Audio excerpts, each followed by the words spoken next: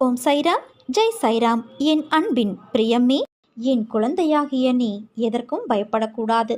எல்லாம் நீ விரும்பியது போல நல்லதாகவே நடக்கும். இது உன் அம்மாவாக அப்பாவாக இருக்கும் என்னுடைய சத்திய வாக்கு. எல்லா மங்களங்களும் உனக்கு விளையும் என் தங்கமே. எந்த ஒரு சூழ்நிலையிலும் கவலை கொள்ளாதே. உனக்கு நான் எப்போதும் எந்த ஒரு ரூபத்திலும் துணையாக இருந்து கொண்டே இருப்பேன். நீ என்னை சார்ந்தவன், என்னை மட்டுமே சார்ந்தவன். ஒவ்வொரு அடியிலும் நான் உன்னை கவனித்துக் கொள்ள வேண்டி இருக்கிறது. உனக்கு என்ன நேரும் என்பதை நான் மட்டுமே அறிவேன். உன்னை கரையேற்றும் பொறுப்பை நான் தான் வகிக்க வேண்டும். என்னை விட்டால் உனக்கு வேறு யார் இருக்கிறார் சொல்? பாபாவின் உதி எனப்படும் விபூதி உன்னிடம் இருக்கிறதா? அந்த விபூதியில் வாசம் செய்யும் சாய்பாபா உன் துக்கங்களையெல்லாம் போக்கி அருளுவார். பகவான் சாய்பாபாவை இந்த கலியுகத்தின் கண்கண்ட தெய்வம் என்று பெருமிதத்துடன் சொல்லி பூரிக்கிறார்கள் பக்தர்கள். பாபாவை மனமுருக பிரார்த்திப்பதையும் அவரை சரணடைந்து தங்கள் கோரிக்கைகளை சொல்லி வேண்டுவதும் என லட்சக்கணக்கான மக்கள் பாபா வழிபாட்டில் ஈடுபட்டு வருகின்றனர். பாபா என்பவர் சாதாரண மனிதரைப் போல நம்மிடையே உலவினார். அவரை பார்க்க பார்க்க, அவரின் அருளாளர்களை பார்க்க பார்க்க இவர் நம்மை போல் மனித ரூபத்தில் இருக்கிறார். ஆனால் இவர் மனிதர் இல்லை, மகான். நம்மையெல்லாம் ஒய்விக்க வந்த மகான் என்று கொண்டாடினார்கள் பக்தர்கள். மகிழ்ந்து வணங்கினார்கள். பாபா என்று வார்த்தைக்கு வார்த்தை பாபாவின் திருநாமம் சொல்லி அவரை பூஜித்து கொண்டே இருக்கிறார்கள் பக்தர்கள். பின்னொரு தருணத்தில் பாபா என்பது கடவுளின் சொரூபம் என்பதாக மெய்சிலிர்த்து ஷீரடியை நோக்கி வணங்கினார்கள். ஷீரடியில் எண்ணற்ற பக்தர்கள் பாபா திருச்சமாதி அடைந்த பிறகும் சீரடிக்கு சென்று வணங்குவதை வழக்கமாக கொண்டார்கள். இதோ இன்றைக்கும் சீரடி என்னும் புண்ணிய பூமிக்கு சென்று பாபாவை சூட்சமமாக தரிசித்து வருகிறார்கள் பக்தர்கள். வியாழக்கிழமைகளில் குரு சாயிநாதனை அருகிலுள்ள பாபா கோயில்களுக்கு சென்று தரிசிப்பதையும் பிரார்த்தனை செய்வதையும் வழக்கமாக கொண்டிருக்கிறார்கள். நாங்கள் சாய் குடும்பத்தைச் சேர்ந்தவர்கள் என்று பெருமிதம் பொங்க சொல்கிறார்கள் சாய் பக்தர்கள். சாய் பகவான் எங்களின் தந்தை என்று உணர்ச்சி பெருக்கிட பூரித்து சொல்கிறார்கள். பகவான் சாய்பாபா எங்களை ஒருபோதும் கைவிட மாட்டார். அவர் எங்களையும் எங்கள் குடும்பத்தையும் காப்பாற்றி அருள்வார். அவரின் உதி என்னிடம் இருக்கிறது. அந்த விபூதியில் வாசம் செய்கிறார். அவர் எங்களுக்கு நல்வழி காட்டி அருளுவார் என்கிறார்கள் பக்தர்கள். நீ தயாராக இரு. உன் வேலைகளை எல்லாம் முடித்து கொடுக்க நான் தயாராகிவிட்டேன். உன்னுடைய கர்ம வினைகள் முடியும் தருணத்தில் உனக்கானதை எல்லாம் நிச்சயம் நிறைவேற்றி தருவேன் என்கிறது சாய் சத்சரிதம்.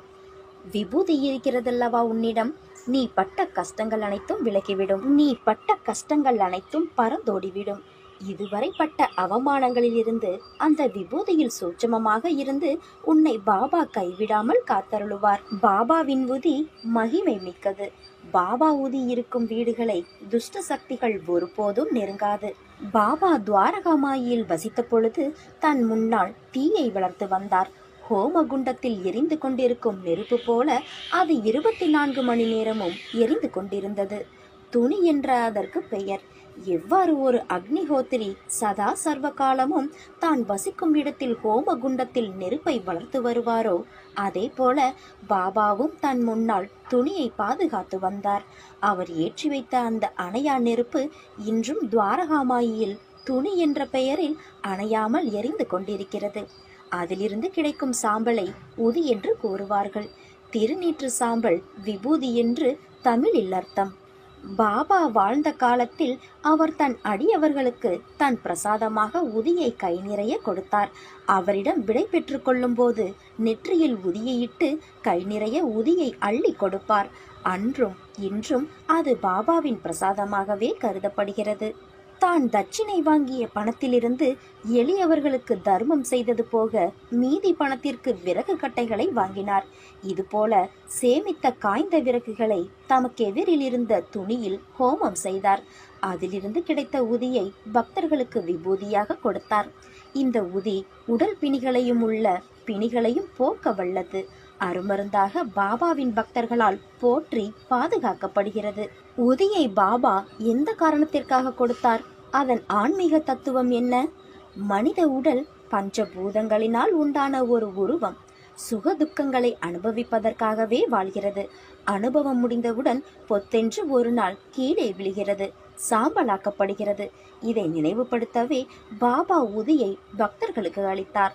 உதி மண்ணே என்று தெரிந்து கொள்ளவும், உருவமும் பெயரும் உள்ள பொருள் எதுவாக இருந்தாலும் கடைசியில் மண்ணாகத்தான் வேண்டும் என்பதை உணர்த்தவே உதியை பிரசாதமாக அளித்தார் நம் சாயப்பா. உதியை தினமும் நம் நெற்றியில் இட்டுக்கொள்வதால், நீரில் கரைத்து அருந்துவதால் கிடைக்கும் பலன்கள் அநேகம். பாபா வாழ்ந்த காலத்தில் மட்டுமின்றி இன்றும் கூட நம் உடல் பிணிகளை போக்கும் அருமருந்தாக உதி உபயோகப்படுத்தப்படுகிறது. ஒவ்வொரு சாய் பக்தர் வீட்டிலும் இருக்க வேண்டிய பொக்கிசம் இந்த உதி பிரசாதம். வாழ்க்கை என்னும் கடலில் நீ வாழ்கின்றாய். உன்னை நோக்கி வரும் அனைத்துமே நிர்ணயிக்கப்பட்டது. அவற்றைதான் நாம் விதி என்போம். உன் வாழ்க்கையில் விதி என்பது நல்லதோ கெட்டதோ, உன் வாழ்நாளில் தினம் தினம் அசைகின்ற அசைவில் கூட நிர்ணயிக்கப்பட்டதாய் இருக்கும். அப்படி இருக்கையில் ஒரு பக்கம் விதி, இன்னொரு பக்கம் முந்தைய பிறவியின் கர்ம வினை. இவை இரண்டும் தான் இன்று உன் சூழ்நிலைகளுக்கு காரணம். இவற்றில் நீ தப்ப முடியாது. ஆனால் நீ என் பார்வைக்கு திருப்பினால் உன் வசத்தை நான் கைப்பற்றி உனக்கான அனைத்து இக்கட்டுகளிலிருந்தும் உன்னை நான் காப்பேன். என் லீலைகளை தக்க சமயத்தில் நீ உணர்வாய். உன் வாழ்க்கைக்கு இனி ஒவ்வொரு அதிசயத்தையும் கண்களால் பார்த்து, மனதால் உணர்ந்து, அறிவால் அதை புரிந்து ஏற்று பக்குவப்படுவாய். ஒரு மனிதன் வாழ்க்கையில் ஜெயிக்க 2 பேரிடம் முட்டி மோதி சண்டையிட வேண்டும். அப்படி நடக்கும் சண்டையில் ஜெயிப்பது 2மே அல்ல. உன்னுள் இருக்கும் நான் என்ற கேள்விகளுக்கு நீ எந்த நேரத்தில் என் சாயப்பா என்று சொல்கிறாயோ, நீ முக்தி என்ற ஞானத்தின் மீது சவாரி செய்ய போகிறாய் என்று அர்த்தம். மேலே நான் சொன்ன அந்த 2 பேர் யார் என்று தானே யோசிக்கிறாய்?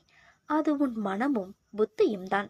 இவற்றை ஜெயித்தால் நீ வாழ்க்கையின் அர்த்தத்தை உணர்ந்து விட்டாய் என்பது அர்த்தம். உனக்கான வெற்றி காலம் ஆரம்பித்து விட்டது. உன்னை விட்டு நான் விலகுவதும் இல்லை, உன்னை விலகி போகும்படி நான் செய்வதும் இல்லை. என் உயிரான குழந்தைக்கு அம்மாவாக அப்பாவாக என்றும் துணை நின்று அரவணைப்பேன். தன்னை நம்பியவர்களுக்கு எதனை கேட்பினும் கொடுக்கும் வல்லமை என்னுடையது. உனக்காக நான் பேசி இருக்கிறேன். அந்த நபரிடமிருந்து உனக்கு நேர்மறையான பதில் தொலைபேசி வழியாக வந்து இருக்கும். உன்னுடைய இடம் உனக்குத்தான். அதை யாராலும் தட்டி பறிக்க முடியாது. முகத்தில் புன்னகையை எப்போதும் வைத்துக்கொள் குழந்தையே. அதுதான் நேர்மறை சக்தியை உன்னிடம் இழுத்து வருகிறது. வாழ்வில் சிறு வயது முதலே பல கஷ்டங்கள் பட்டுவிட்டாய். இனியாவது நிம்மதியாக வாழ மாட்டோமா என்று உன் உடல்நிலையையும் பொருட்படுத்தாமல் பல முயற்சிகள் செய்து பார்த்தும் திருப்தியின்றி இருக்கிறாய். அதற்கு முடிவு வந்துவிட்டது. சிறு வயது முதலே நீ ஆசைப்பட்ட அந்த வாழ்க்கையை நீ வாழப் போகிறாய். உன் நல்ல மனதுக்கு எல்லாமே நல்லபடியாகவே நடக்கப் போகிறது. இனி வரும் நாட்கள் உனக்காகவே மலரப் போகிறது என் குழந்தையே. நான் உனக்கு தரும் ஒவ்வொரு துன்பங்களுக்கு பின்னாலும் ஒரு மகிழ்ச்சி காத்திருக்கிறது. கவலை கொள்ளாதே.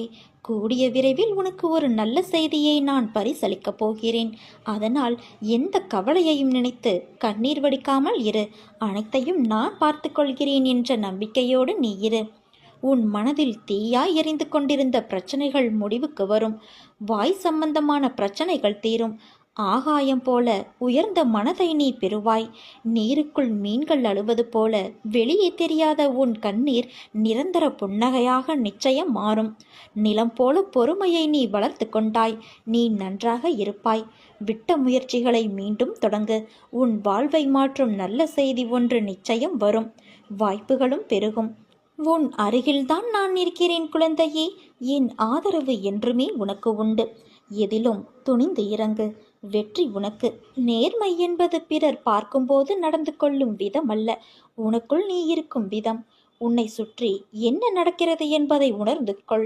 அது புரியாமல் கேட்பவற்றையெல்லாம் செயல்படுத்தி வாழ்வில் உச்சநிலையை அடைந்து விடலாம் என்று நினைக்கின்றாய். அது சரியா தவறா என்று ஆராய்ந்து பார்க்க கூட ஏன் மறுக்கிறாய்? எதையும் தீர்க்கமாக அறிந்து கொள்ளாமல் வெளி தோற்றத்தை மட்டுமே வைத்து இப்படி கற்பனையில் லயித்து கொண்டு இருக்கிறாயே. நீ ஆசைப்படுவதை நான் குறை கூறவில்லை.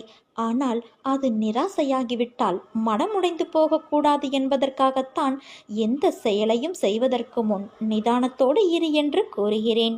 நம்பிக்கையும் பொறுமையும் தான் உனக்கு நல்லது செய்யும். காலதாமதமானாலும் அது நிச்சயம் நடக்கும். உனக்கு எல்லா சூழ்நிலைகளிலுமே நான் துணை நிற்பேன் என் தங்கமே. நான் என்று உன் கரம் பற்றினேனோ அன்று முதல் இன்று வரை நீ கேட்டாலும் கேட்காவிட்டாலும் நன்மையை மட்டுமே உனக்கு செய்வேன் என கங்கணம் கட்டிக்கொண்டு உன்னை நான் சுற்றி வருகிறேன். அதனால் கலக்கமடையாதே, திகைப்படையாதே. நடப்பதெல்லாம் நல்லதே நடக்கப் போகிறது. உன் வாழ்வில் நான் தீபத்தை ஏற்றிவிட்டேன். இனி உன் வாழ்வு மிக பிரகாசமாக இருக்கும். இனிமேல் சகல சௌபாக்கியங்களும் உனக்கு கிடைக்கப் போகிறது குழந்தையே. உன்னை வெறுத்தவர்கள் முன்பு நீ வாழ்ந்து காட்டுவாய். கவலைப்படாதே. என்னை மனதார நினைக்கும் பக்தனை நான் என்றுமே கைவிட்டது கிடையாது.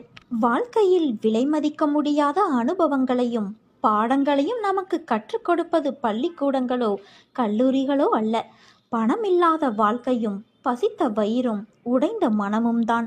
அதனால் அனைத்தையும் அனுபவமாக எடுத்துக்கொண்டு இருப்பதை வைத்துக்கொண்டு மனநிறைவோடு வாழ பழகிக்கொள். புதைந்த பிறகே விதையும் சிதைந்த பிறகே மனமும் புதிய கோணமும் காண்கிறது.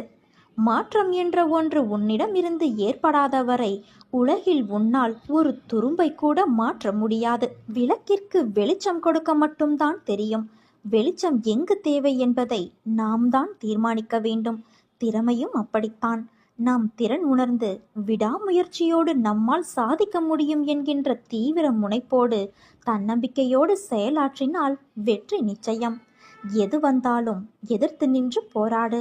அனைத்தும் நன்மைக்கே என்பதை தீர்க்கமாக நம்பு. என் தங்கமே, பேசுபவர் விதைக்கின்றார், கேட்பவர் அறுவடை செய்கின்றார். காரணமின்றி வளவளவென்று பேசுபவர் உண்டு.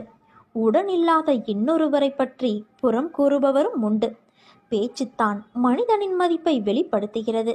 மிக கவனமாக நீ இருக்க வேண்டும் என் குழந்தையே. அதிக பேச்சு பல நேரங்களில் ஆபத்தை உண்டாக்கிவிடும். பல உறவுகள் முறிந்துள்ளது. வீண் பேச்சு பேசிக்கொண்டு தெரிந்தால் வாழ்வில் முன்னேற்றம் தடைப்பட்டுவிடும். யாருக்கும் எந்த பயனும் அதனால் இல்லை. வீண் பேச்சு நம் வாழ்வை விழுங்கி விடுகின்றது. அதனால் கவனமின்றி பேசியதால் பதவி இழந்தவர், பணியிடம் மாற்றம் செய்யப்பட்டவர்கள் பலர் உண்டு. சொல் சிக்கனம் அவசியம் தேவை என் குழந்தையே. மற்றவர் மனது புண்படுவதை, மிகுந்த வேதனை ஏற்படுத்துவதை தவிர்க்க சொல் சிக்கனம் உதவி செய்யும். நம் பேச்சில் உண்மை, நேர்மை, அழகு, கனிவு, நியாயம், கண்ணியம் இருக்க வேண்டும். நம் பேச்சில் பொய், புறம், அவதூறு இருக்கக்கூடாது. எந்த தொழிலிலும் சில தவறான ஆட்கள் இருக்கிறார்கள்தான். ஆனால் எல்லோருமே அப்படிப்பட்டவர்கள் அல்ல. பேசியே கெட்டவர்கள் இங்கு ஏராளம் உண்டு. நல்ல மனிதர்களை பற்றிய தவறான தகவல்களை உடனடியாக நம்புவதற்கு பலர் இருக்கத்தான் செய்கிறார்கள். மற்றவர்களை குறை கூறும் முன் நாம் சரியானவர்களா என்பதை உறுதிப்படுத்தி கொள்ள வேண்டும். நகரும் கடிகாரமுள் நம் ஆயுளை குறைத்து கொண்டு இருக்கிறது. ஆணி போன்ற கூரான வார்த்தைகள் மனக்காயத்தை ஏற்படுத்தி இரத்தம் வழிந்தோட செய்கிறது. வீண் பேச்சால் குடும்பங்களில் இருந்து பிரிந்தவர்கள் உண்டு. வீண் பேச்சால் அரசு பணிகளில் பணியிட மாற்றத்திற்கு ஆளாகி பந்தாடப்பட்டவர்களும் உண்டு. நட்பை, உறவுகளை இழந்து ஆதரவின்றி தவிப்பவர்கள் உண்டு. தேவையற்ற சண்டை சச்சரவுகளை ஏற்படுத்தி கொண்டவர்களும் உண்டு. தொழிலில் இரக்கங்களை கண்டவர்களும் உண்டு. நல்ல உதவிகளை கெடுத்துக்கொண்டு அல்லாடுபவர்களும் உண்டு. முன்னோர்கள் சொல்லி நீ விஷயம் கேள்விப்பட்டிருப்பாய். அடித்தால் வலி மரத்தோ போய்விடும். ஆனால் வார்த்தையை கொட்டிவிட்டால் அது மீண்டும் அள்ள முடியாது. அதனால் ஒருவரை காயப்படுத்த வேண்டும் என்று நீ நினைத்தால் அந்த இடத்தில் உன்னை வைத்துப்பார். அதன் பிறகு நீ யாரையும் மனதால் கூட காயப்படுத்த நினைக்க மாட்டாய். எண்ணங்கள் என்ற வலையில் எல்லோரும் சிக்கிக்கொள்வது இயல்புதான். ஆனால் அந்த எண்ணங்கள் தான் உன் செயலின் வெளிப்பாடு என்ற உண்மையை என்றும் மறந்துவிடாதே. உன் எண்ணங்களை என்றும் நேர்மறையிலேயே கொண்டு வா. எல்லாம் சரியாகும். எதிர்மறையை தகர்த்துவிடு. உன் வாழ்க்கை என்னுடைய பொறுப்பு என் குழந்தையே. இன்னும் ஒரு சில தினங்களில் நீயே நம்ப முடியாத பேரதிர்ஷ்டம் உன்னை தேடி வரப்போகிறது. இனி உன் வாழ்வில் பணத்தை எண்ண நேரம் இருக்காது குழந்தையே. அந்த அளவிற்கு பணம் கொட்டென கொட்டப் போகிறது. நீ போகும் வழியில் சில முட்கள் இருக்கும். நீ என்னதான் கவனமாக நடந்தாலும் சில முட்கள் உன்னை காயப்படுத்தும், வலியை உண்டாக்கும். அந்த வழியை தூக்கி எறிந்து பயணித்தால் இறுதியில் மலர்கள் நிறைந்த செம்மையான பாதையில் உன் வாழ்க்கையின் பயணம் இருக்கும். உன் வாழ்வில் நிகழ்வது எதுவானாலும் அதை ஏற்றுக்கொள். ஏனென்றால் நீ கருவாகும் போதே அது தீர்மானிக்கப்பட்டது. உனக்கான நேரம் வரும் வரை பொறுமையாக இரு. மனம் என்பது தூய்மையானதாக இருந்தால் எதை கண்டும் பயப்பட தேவையிருக்காது. கவலைப்படுவதால் மனதின் ஆற்றலும் உயிரின் சக்தியும் வீணாகிறது. எதிலும் அளவறிந்து வாழ பழகினால் சிக்கலுக்கு இடம் இருக்காதுதானே. எதுவும் நிலையில்லாத இந்த பிரபஞ்சத்தில் உன் கவலைகளும் கூட நிரந்தரமில்லை. காலத்தோடு கரைந்து போகும் கவலைகளை நினைத்து விலை மதிப்பற்ற நேரத்தை வீணாக்காதே. கோடிகள் கொட்டி கொடுத்தாலும் ஓடும் காலத்தை நிறுத்த முடியாது. காலம் இங்கு யாருக்காகவும் காத்திருப்பது இல்லை என் தங்கமே. எவ்வளவு கவலைப்பட்டாலும் கடந்த காலத்தை மாற்ற முடியாது. நடந்து முடிந்ததை நினைக்காமல் நடக்கப் போவதை பார். ஓடிக்கொண்டு இருக்கும் உன் வாழ்வின் இன்று என்ற பொக்கிஷம் இப்போது உன் கைகளில் உள்ளது. அதை வாழ்ந்து தீர்த்து விடு. உண்மையையே பேசு. பிறருக்கு தீமை செய்யும் உண்மையை பேசாதே. பிறருக்கு எது நன்மையோ அதையே பேசு. பிறரை இனிமைப்படுத்த பொய் பேசாதே. இதுதான் தர்மம். நிச்சயமற்ற தன்மை ஒரு மிகப்பெரிய பரிசாக இருக்கலாம். அது நம்மை பிரம்மாண்டமான நம் குணத்தை செம்மைப்படுத்துகிறது. நம் நம்பிக்கையை பலப்படுத்துகிறது. தழுவிக்கொள். நம்மையோ அல்லது நமது திறமைகளையோ குறைத்து மதிப்பிடாதே. பிழைகள் நாம் இருக்கும் இடத்திலிருந்து நாம் இருக்க விரும்பும் இடத்திற்கு அழைத்துச் செல்லும் படிக்கற்கள். வேதனையையும் துன்பத்தையும் வெல்லும் ஆற்றல் நம்மிடம் உள்ளது. உயிரோடு இருப்பதன் அர்த்தம் இதுதான் என் தங்கமே. நம் வாழ்க்கையில் விஷயங்கள் சேராத போது கழிக்கத் தொடங்கு. உன் தற்போதைய வாழ்க்கையிலும் அதற்கு பிறகும் தெய்வீக பிரசன்னத்தால் நீ ஆசிர்வதிக்கப்படுவாய். எதற்கும் அஞ்சாதே. நான் உன்னோடு தானே இருக்கிறேன். ஒவ்வொரு நொடியும் நீ நிம்மதியோடும் சந்தோஷத்தோடும் வாழ்வாய். அதற்கு நான் பொறுப்பு. உனக்கு எல்லா சூழ்நிலைகளிலும் நான் துணை நிற்பேன். இனி நடப்பதெல்லாம் நல்லதாகவே நடக்கும். ஒன்றை மட்டும் புரிந்து கொள். நீ வேண்டுவதையெல்லாம் நான் உனக்கு தருவது கிடையாது. உன்னுடைய கர்ம பலன்களை பொறுத்தே உன் செயல்களில் வெற்றியும் தோல்வியும் அமையும். எல்லாம் விதிப்படி என்று நாம் கூறுவதும் இதைத்தான். ஆனால் மற்றவர்களுக்கும் என்னிடம் சரணடைந்தவர்களுக்கும் இங்குதான் வித்தியாசம் உள்ளது.